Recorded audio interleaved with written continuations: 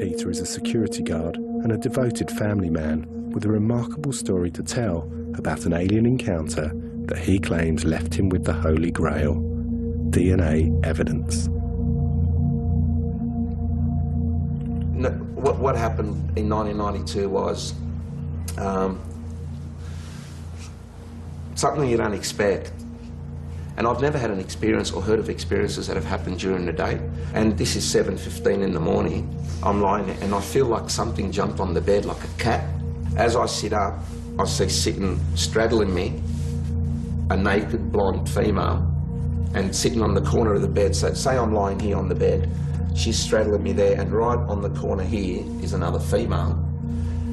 The one that was sitting on top of me was blonde, very milky white skin, very, very attractive, but at the same time, longer face, a long nose, but it wasn't a big nose again, it was just like, it fitted their features very well, larger eyes, very well proportioned, I mean, I've got to say, and I'm thinking, what the hell is going on here? How did you get in here?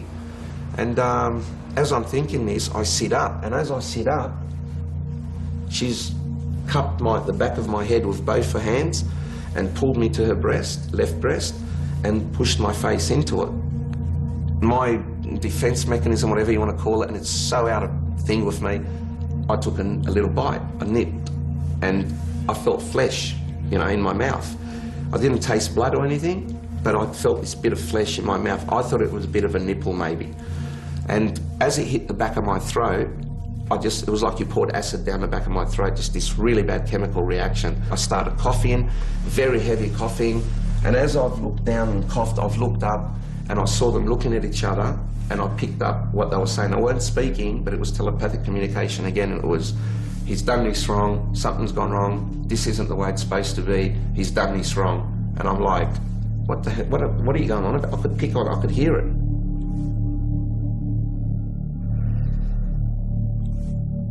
I had an erection for like 6 hours afterwards, and it was pretty painful.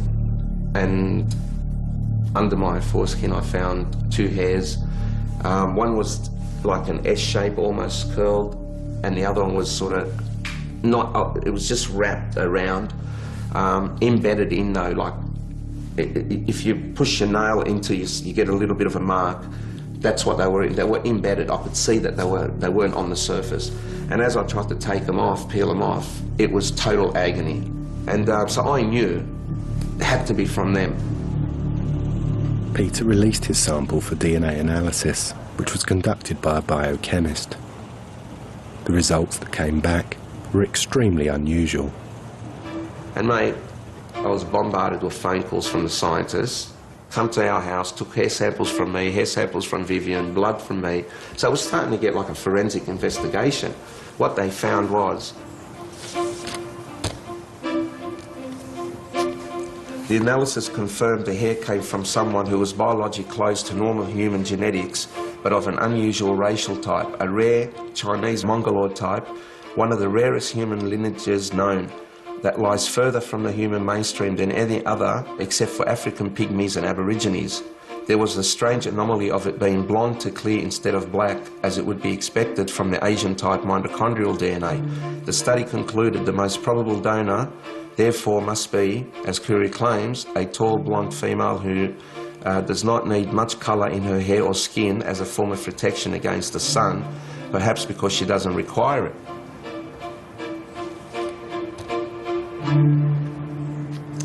And Peter, thank you. No, thank you, Mary. We're always here for each other. Yeah. That's what we've got to do. That's right. Always. Yeah. No, you do some good work. Thank you. Yeah, I appreciate it. He was a very, very believable, credible guy that works on construction sites and has now, dedicated a large part of his life to kind of, to telling his story. Do I think he's doing it for any kind of reason other than the fact that he feels compelled to do it? No, I don't. Yeah. How about we get together? Yeah. When you get so many people coming to you, ultimately from doctors, lawyers, nurses, social workers, farmers, housewives, small children, all relaying similar patterns of experience, then you have to say, what's going on? You know, are they all crazy? Or is this in fact a real experience?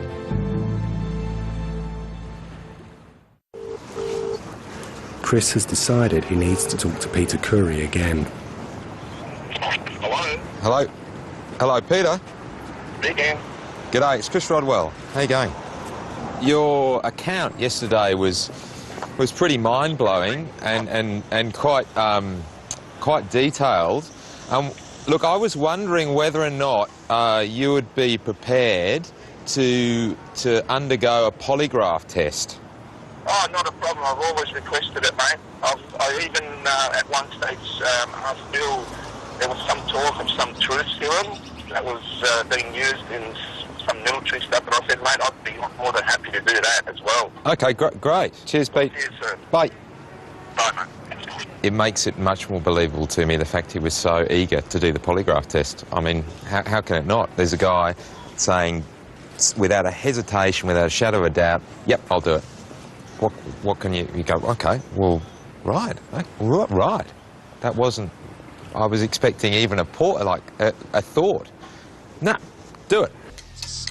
It's the final day of the road trip, and the Rodwells have to wait until the evening for Gavin Wilson to fly in from Adelaide to conduct a polygraph test on Peter Khoury. Although we are on the ground, for your safety and the safety of those around you, please remain seated with your seatbelts fastened until we're... Whilst the polygraph test is conducted, the room must be cleared. So Mary and Chris have to wait outside until Gavin is finished. It's going to be fascinating. He wants to get an answer, and he really is very interested in doing it. So that's going to be a fitting finale, I think. Really, if he passes that, what can you say? Now, these things, they just record how you're going to breathe during the test. So just raise your arms up again. This one's going to go up and around your thoracic area. All right, just drop your arms down. Yeah. Those sensors on your fingertips, they record perspiration, right? Yep.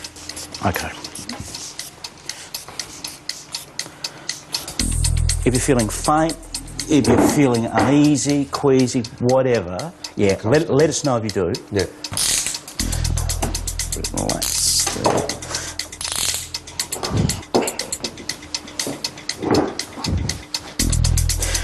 Okay, Peter, the test is about to begin. I'm now going to get you to close your eyes for me. Keep your feet flat on the floor. Don't move, and answer each test question truthfully. Is today Wednesday? Yes. Is your first name Peter? Yes. Do you intend to deliberately lie to any test question? No. In July 1988, did you definitely witness 5 aliens in your bedroom at your parents' home in Hurlston Park? Yes. Did you lie to me when you said you definitely witnessed 5 aliens in your bedroom at your parents' home in Hurlston Park? No. Is honesty more important to you than loyalty? Yes. Did you deliberately do anything to try and beat this test? No. Did you lie to me when you said you definitely witnessed 5 aliens in your bedroom at your parents' home in Hurlston Park? No.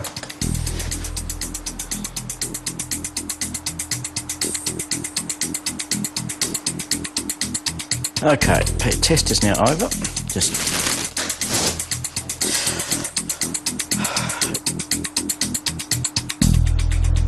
Chris, Mary, I suppose you're going to know what the results were.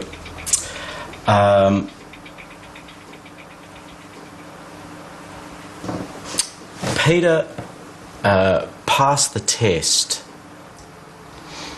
Great. I'm happy. So, as far as I'm concerned, what he witnessed, there has to be some merit in that. The polygraph test has validated Peter's account of the events and reinforced his belief that the scientific community need to take this matter seriously. Look, I think the DNA went a long way to helping people believe.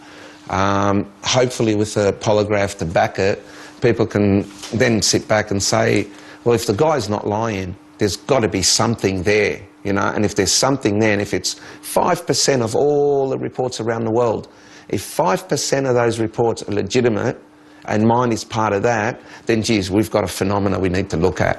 I mean, the results actually haven't surprised me, because I've always believed Peter, and I know that he's got absolutely nothing to gain by saying something so incredible. Chris. Yeah. What's your reaction? Oh, look, what's my reaction? I mean, I can't sort of sit here and say, look, here's a guy who's put himself on the line.